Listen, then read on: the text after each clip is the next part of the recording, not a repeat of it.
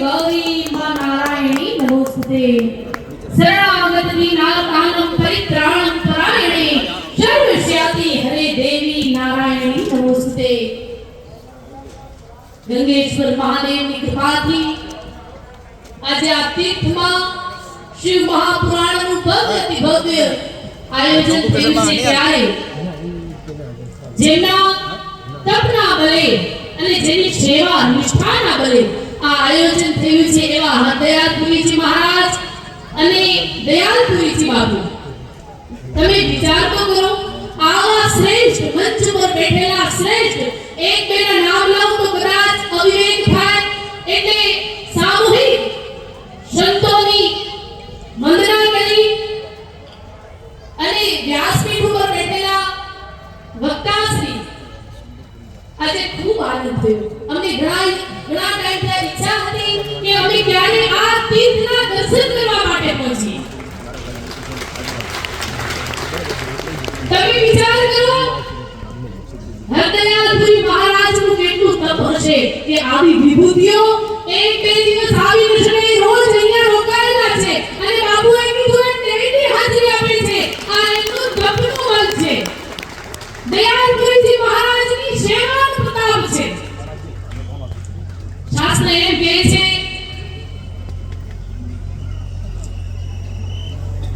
જ્યારે મહાભારતનું યુદ્ધ હતું તો કૃષ્ણ અર્જુન એમ કહે છે કે તું આટલી બધી ગીતા મેળ્યા પછી મને કઈ હજી સમજાતું નથી, મારો સંશય દૂર નથી થતો, અને એક શબ્દમાં મને કહી દો કે મારા માટે હાનિ શું અને મારા માટે લાભ શું। ત્યારે કૃષ્ણ અર્જુનને કહે છે કે હે અર્જુન, શ્રદ્ધાવાન લભતે જ્ઞાનમ અને સંશય રાખવો નિશ્ચય। અર્જુન તું શ્રદ્ધાવાન બન, તારા સંશયોનું મૂળ નિકંદનનું નાશ કર। અર્જુન તું શ્રદ્ધાવાન બન। અહીંયા બેઠેલા તમામને કહું છું કે આ સંતો, આ વિભૂતિઓ એના તપના બળે આ સ્થાનને ધામ બનાવી દીધું છે।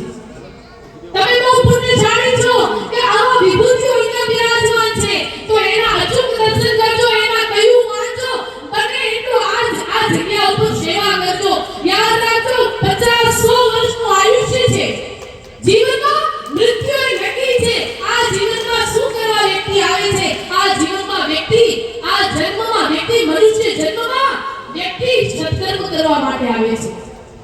બને એટલું સત્કર્મ કરો। આપણે એમ નથી કહેતા કે આની પ્રગતિ થઈ એનું કારણ શું, અથવા આની કોઈ આંચ આવ્યું અને ટળી ગઈ એનું કારણ શું, તો આપણે એમ કહીએ છીએ કે એના પુણ્યના પ્રતાપ છે।